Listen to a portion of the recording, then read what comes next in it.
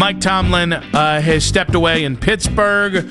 Many reports saying he'll take the year off and hit the coaching market next year. We still have a coaching search to kind of wade through. Kevin Stefanski interviewing Miami. So many different coaching notes to hit here. And we do it with one of our favorite guests here every Tuesday at 5:20 of the MMQB. It's Albert Breer on the Make It Right, Call Kyle Wright hotline. Albert, it's always Tuesdays with us. We did every Tuesday. We're getting some big breaking news, buddy. I know. At least it didn't happen at 5 o'clock this week, right? So, yeah, I mean, it was a little different. I mean, I think this is voluntary. Last week wasn't. I think would be the biggest difference, but here we are again.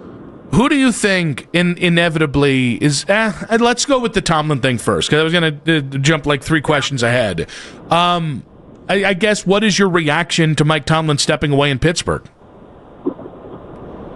I think it was just time. I know that sounds like, easy answer, but I think you look at their roster and where they are, and they were stuck in this rut, and this is the year they were going to try to get out of it by taking a swing at the quarterback, because, pieces of their core were starting to age out. They took their swing, and I think now you're probably looking at a retooling there. And does Mike Tomlin want to go through that? Like, does he want to dig in on what could be a 3 or a 4 year rebuild without light at the end of the tunnel at quarterback? They're not going to be drafting high enough to get anybody's sure thing at that position. And you don't know what the answers are going to be out there in the off season, And this is something they've really chased. Going back 4 years to when Ben Roethlisberger retired. Of course, first they draft Kenny Pickett. That was in 22, right after Ben hung him up. That didn't work out. They tried the Fields Wilson thing last year. That didn't work out. So I think he made progress with Aaron, but I think his age showed too. So now you're going to go through a hard reset. And I think a big piece of it for Mike has to be, I've been doing this for 19 years in one place. Am I going to want to take a break at some point? When's the natural time to take that break? And this feels like a pretty organic, natural time to do it. So he's obviously going to get the break from the Steelers, but do you feel like he's going to get the break from the NFL, or does it actually feel like maybe that's a little bit of a misdirection for the time being, and he's going to end up with another team? I mean, I think he probably takes a year off. Like, now, could someone talk him into it? I don't know. I haven't talked to him, so I don't know. But it feels, at least to me, like this is a good spot for him to take a year off. Maybe he does TV. I actually talked to somebody who knows him really well, and that doesn't sound like him. That he's, he really is, a football coach in the purest sense. And, if he did take the year off, he might, spend a year traveling around to different teams and trying to learn and prepare himself for the next one, That said, I think you can also look at his predecessor, and that can be a lesson too, right? Like, Bill Cowher coached that pressure cooker for 15 years, and I was covering the league when he walked away after the 2006 season, and I think everybody thought at that time, like, okay, like, Bill's going to be back in a year or two. There were tons of rumors about the Giants, the Dolphins back then, and and he never came back, So I think for every one of these guys too, guys, like, this is an important piece of it. Like, these guys don't know how they're going to react to not coaching, I mean, for Mike Tomlin, I mean, the last time he didn't have a team to go to work for, was when he was in college, right? Like, when he was actually playing, so that's the 90s. So I don't know that even even he could tell you exactly how much he's going to like or dislike the year away, I think that sort of remains to be seen, and that's a natural, I think, very human thing, that you really wouldn't know what to expect. This is, obviously the unknown for him. Albert, I know we can ask you a lot about Tomlin and in Harbaugh, and we got the Brown search to get to as well, but I guess I actually want to touch in on the Harbaugh stuff and just where are we with the Harbaugh process, a week since he's been fired in Baltimore?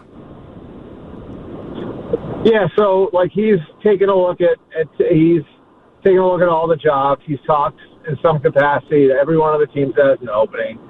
I think, like, the big thing for him is going to be finding a fit. He's studied tape on the quarterback situations in every one of these places. I was told at the beginning, like, the 4 teams that have the best shot at him, and this could have changed over the last couple of days, but the 4 teams that had the best shot at him were the Giants, the Titans, the Dolphins, and the Falcons. And we'll see where it goes. You know, I don't know that he would want to go to the Raiders, and that's nothing against anybody there. He has personal relationships with some people in that building, but I don't know that he would want to coach in the same division as his brother. Like, that might be a non-starter for him. But I think he's going to give everybody their fair shot at it, and we'll see where it goes.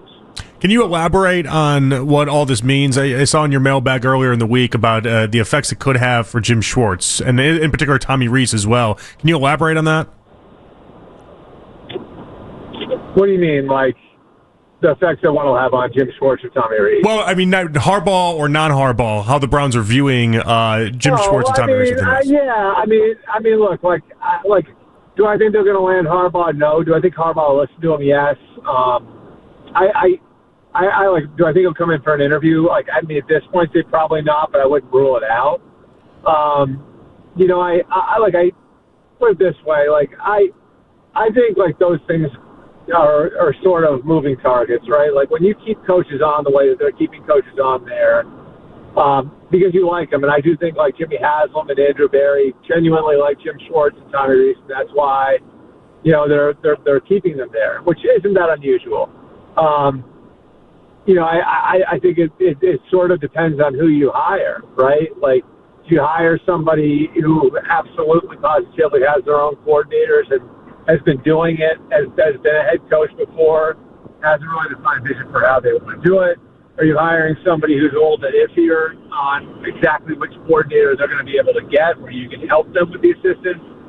Or are you hiring somebody who has options, right? Like, if somebody has options, well, then it sort of flips. It becomes, you know, we assume that Harbaugh is going to have multiple offers at the end of this.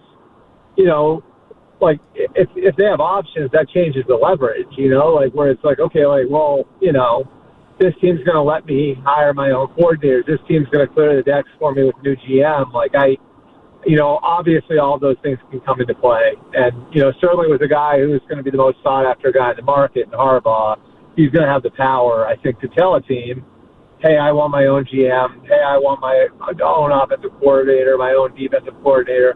That's not to say he's, like, 100% out, because I do think, like, there are certain sitting general managers that he'd be fine working with. But he does have the power to make that change if he wants to. Albert, do you know if Andrew Berry is one of those sitting GMs? I don't know specifically. You know, I think coaching staff, I think with Harbaugh, just know what I know about John. I think with the coaching staff, he'd probably feel a little stronger about having his own people. On the GM side, I think, like, he would have to be convinced. And I have this part, like, I think this part, like, I can probably define this pretty vividly for you. I think it's going to be about what Jim Harbaugh's vision is for the team and whether or not the people who are around him can help him carry out that vision. And the coaches will be the guys who are there day to day that will be helping him carry out that vision, right? Like, so it's really important that you have those guys, the guys you want in those roles. GM, there's a little more flexibility, but he's still going to have to believe that you're going to not only be able to carry out his vision, like through evaluating players the right way, but also be aligned enough with him that you're going to believe in that vision, right? Like, so if things are rocky at any point, like, you're not going to veer off and do your own thing or fight him on it. You know what I mean? Like, and not to say there can't be healthy argument, but I think, you know, it's going to be really important to him that somebody shares the vision that he has. Albert, Titans are interviewing like 15, 16 different people. By the time the Browns are done, they might be in that same number as well. They're definitely going to be over 10. What does it tell you, if anything? Maybe just nothing, but the idea that it seems like all these different... It seems like, first off, everyone's interviewing the same people, but it seems like everyone is interviewing a lot of people throughout the head coach searches. Well, I think it's three things. Number one, it's the NFL's effort to slow down the process so everybody would involve more people, right? And so how do you do that? You do that by making sure that no one can satisfy the Rooney Rule without really twisting yourself into a pretzel like the Patriots did last year until after the divisional round. So you sort of have this 2-week window, right? Like where, like, I mean, it's really difficult to hire anybody. So how do you fill that 2-week window? You're probably going to just talk to a lot of people, right? Then there's the technology. And the technology, I think, the fact that you can't do most of these in person, now you have the technology to reach out to people. It's a lot easier to go sit in front of a computer than it is to get on a plane and crisscross the country, right? Mm-hmm. So, like, the technology enables this in a way that, wasn't available 5 or 10 years ago. Before COVID, we didn't really have all these different avenues to do this stuff the way we can now. And then the third thing is I just think there aren't any obvious candidates this year, right? Like, so it's sort of, and that's changed. I think Stefanski becomes an obvious candidate, maybe not at the level of a Vrabel, but close to it. And then Harbaugh is, obviously a Super Bowl winning coach, so he's a very obvious candidate who you can say is going to get one. But when we kick this whole thing off, a little over a week ago, before Kevin got fired, there really was no, yes, that guy's going to get a job. So I think that's pushed people to try to be more creative and be more open about who they're going to hire. Albert, 8 days into the Browns' search for a head coach. Is there an early leader or leaders in the clubhouse? I don't think so. I don't think so. I think, just looking at the names they've interviewed, Dan Pitcher, Aiden Durday, I think you look at their group and what they're trying to do. I mean, clearly they're trying to think creatively here and try to make sure that they're looking under rocks that other people aren't looking under. In a year where Jesse Minter has 8 requests, right? Every team requested. Jeff Hafley, I think, has 6. There are just a lot. There's a lot out there as far as, this coach has 5, this coach has 6, this coach has 7. So you got all that. And, so there's going to be a lot of repetitive interviews and everything else. I think the Browns have sort of taken it upon themselves to try to be creative with this. You can't be as public about it, but have they been looking at college coaches? That's also something, that for the sake of the college coaches can't be out there, but it's another rock for you to look under. So I don't think that they're at the point where they have any sort of favorite or anything like that. But, I do think they're trying really, really hard to keep an open mind here, which, I think their interview list shows you that they are doing that. What do you think would be more appetizing to someone like Stefanski? Do you feel like it'd be like the Pittsburgh job where you could have that for 15 or 20 years because they just don't fire people? Or is it the Baltimore job where you have Lamar Jackson? Well, Baltimore's been similarly stable. Maybe not as stable, not ridiculous. I mean, they've had 2 coaches since 1999, I think it is. Mm-hmm. And Brian Billick and John Harbaugh. Both those guys won Super Bowls. And the Steelers is another level because they haven't fired anyone since 1969, right? So that's just, there's not another franchise in sports like that, is there? I can't imagine. I don't think there is. So both those, I think, give you a really good level of stability. The interesting thing about these, right, about Pittsburgh, about Baltimore, is that I think you look at those jobs, and as much as anything, you have to kind of morph to what they are as much as they're going to accommodate you to build your program, right? So when you go to those places, you have to sort of fit them every bit as much as, they're looking to find a way to set it up for you. So that's what's interesting about those two is, you have to be comfortable with that. You have to be comfortable with what a Raven has always been. You got to be comfortable with what a Steeler has always been. And you got to be willing to build that way, I think. It's just part of the deal in those places. Versus, you go to a Tennessee, or even the Giants. The Giants have a little bit of that, but not as much because they've lost a lot lately. You have a little bit more of an opportunity to build it your own way. And, I think that would appeal to Kevin, too. Albert, Mike McDaniel, former Dolphins coach, interviewing for the Browns head coaching job on Monday. Do you think 2026, after McDaniel's been fired for about a week now, do you think McDaniel's more likely to be an offensive coordinator somewhere in 2026 or a head coach in the NFL? Probably a coordinator. It's hard to get one your first year out, right? So I think Mike's a really good coach. I just think after the way that all went down in Miami, my guess is it'll be at least a year. But I could be wrong. All it takes is one, and And Mike's capable of getting in the room and charming people, and I'd be confident that he have a really good plan. I think he'll show some humility about what happened in Miami and fall on the sword and take some blame, which is always important, I think, for these second chance guys. So we'll see what happens. But I think it'll probably be another year or two before he gets one. I think on Friday I asked you to tell me everything you know about Dan Pitcher, and you did a great job with that. It seems like this week and the past couple of days, everyone wants to talk about Grant Udinsky. Can you tell me everything you know about Grant Udinsky? Yeah. So, Kevin O'Connell thought the world of him, and they promoted him twice there when they didn't have to try to keep him from going and taking an offensive coordinator job somewhere else.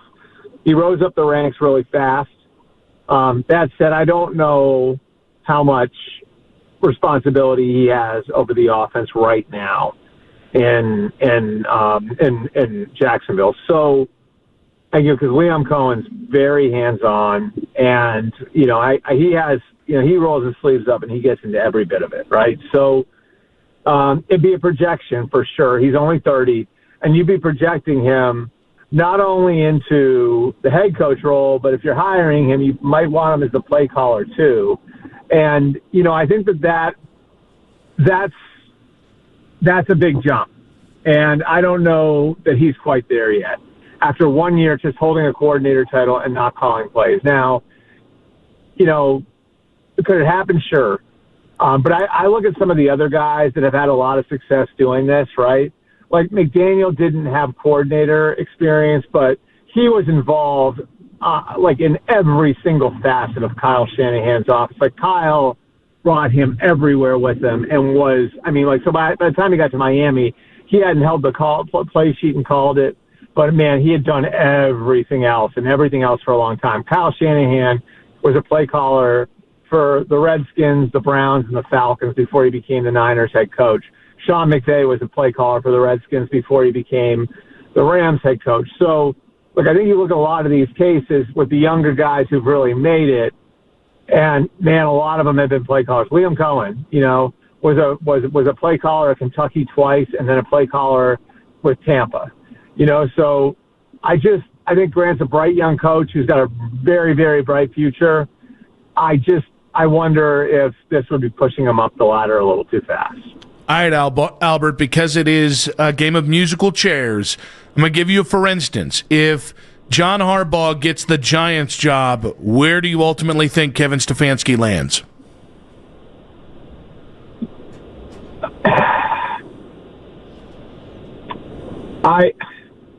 So John Harbaugh takes the Giants job.